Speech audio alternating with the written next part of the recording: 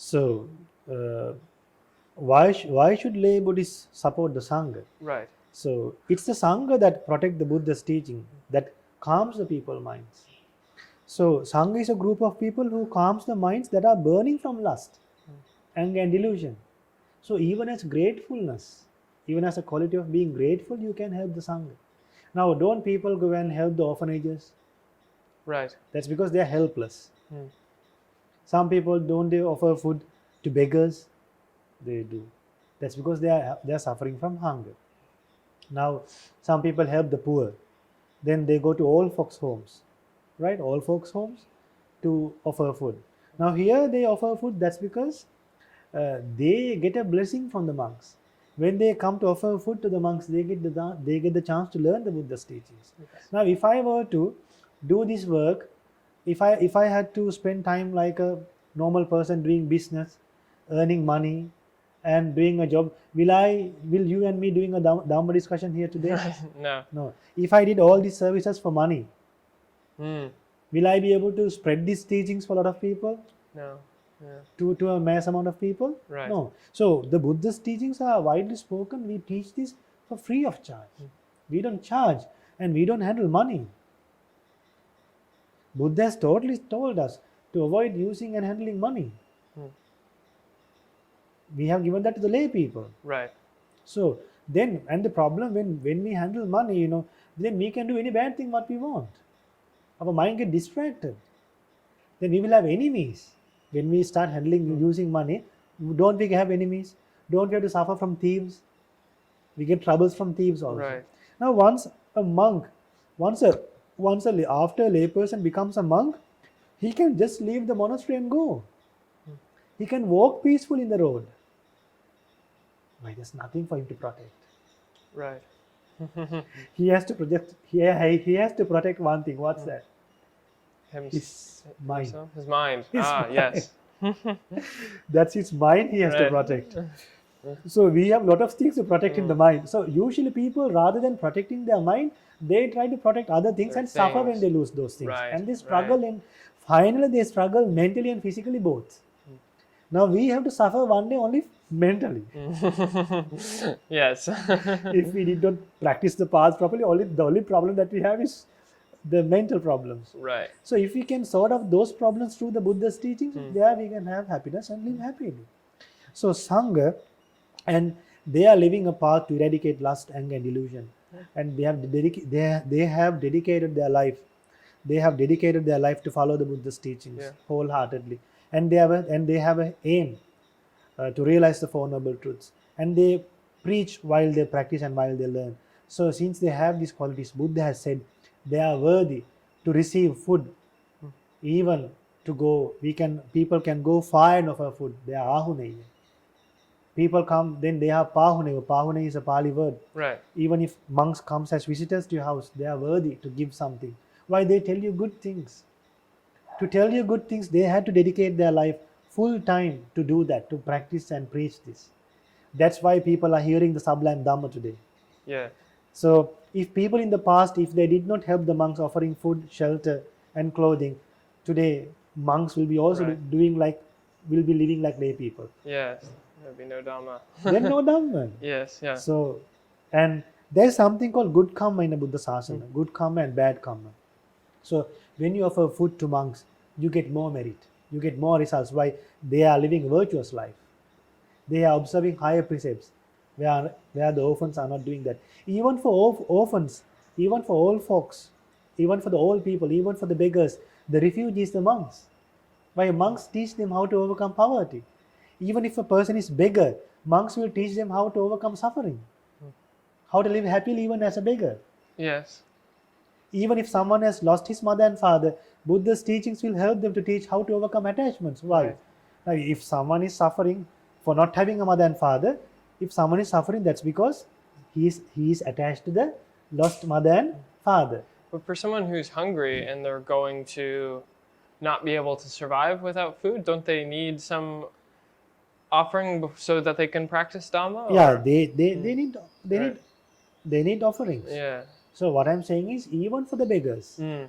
even for the poor people, still to overcome their mental problems, monks are helping. Right. Right. Food can't solve all the problems. Of course. So yeah. that's why among giving to a lot of people, it's wise people can understand that when you offer something to a wise person, when you offer something to a good person, the result is more Right. and fruitful. But that doesn't say that we shouldn't offer food to other people. So what Buddha said was, we should know uh, how we should know to whom we should know uh, the we should know the variation and the variation of merits. We should know the variation of merits, and then we should know the variation of results. But what Buddha said was, a person who practice giving should behave like a huge cloud that give rains to Right. a mass place. So, and while giving rain, uh, a person who practice dana, while he practices dana or while he practices giving, he should also be aware that from whom I would get more results and whom I will not and from whom I will not get more results. So when he get a chance to offer something to the monks, he should be more happy. And also he should be happy thinking that when he offering something to beggars, to poor people, oh, I got the chance to help everybody. Right. So people should have right views. Without having right views, then they will think everybody is equal. Is that a right view? No. If people think monks, poor people, orphans are all same, all equal, they are all human beings. In one way we can say they are all human beings, but qualities wise, monks have higher qualities. Now monks have abstained totally from sexual activities. Right. But certain monks, like when someone ordains as a monk, they were just a layperson. So it obviously takes time to develop higher qualities. Aren't there lots of monks that but don't? from the day he think of becoming a monk, from that day onwards, he has changed his mind. Why? The moment he wear these robes, after the moment he wear these robes, he has to protect the precepts that were imposed by the Buddha.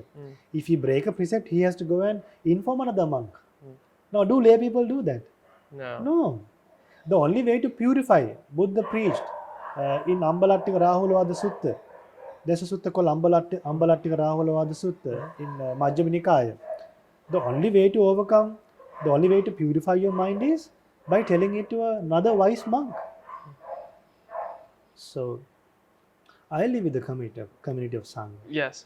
Then I have seen that.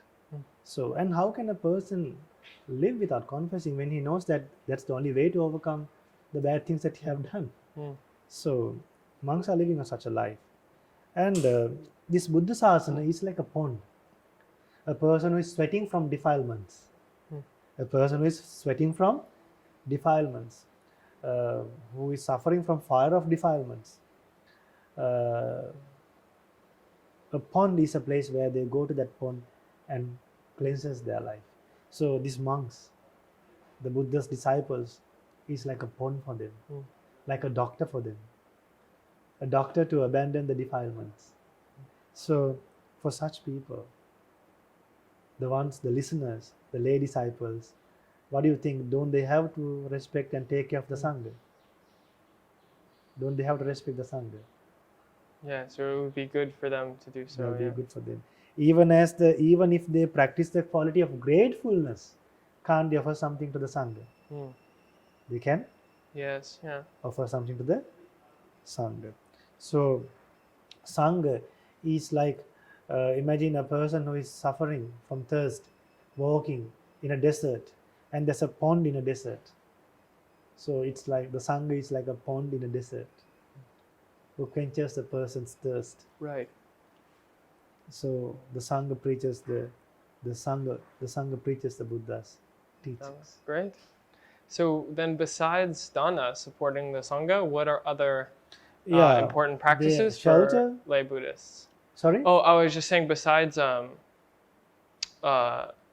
giving to the sangha and supporting the sangha, what are other practices that lay Buddhists should they have do? to protect the 5 precepts. They have to observe higher precepts on the Poya days, on the special days. Right. In the full moon Poya day, and from time to time they should now They should, in foreign countries, I don't know how they can do it, but then from time to time they have to observe higher precepts. I see. Why they have to observe higher precepts? If not, they will decline. Mm. So then the lay people, they have to meditate and they have to fulfill the duties as a lay person. Yeah. And when now lay people should have a way to meet monks as well, a reason to meet monks. So offering food to the monks is a way that connects the lay people to the monks. It's a good way that they are always connected to the sangha. Yeah, I've So- seen that here. So and that will help them to be always have a strong connection with the sangha and to develop shy and fear to do bad things. Now when they have a good association with the monks, Yeah. when they have a strong, when they are always living with the association with the monks, they will have the fear to do bad things. Why? They have to come and meet monks, then they will have the shy and fear to do bad things, because if the monks get to know that, they won't feel good. Ah, okay. Yeah. So there are many ways to think. There are a lot of benefits when you associate monks.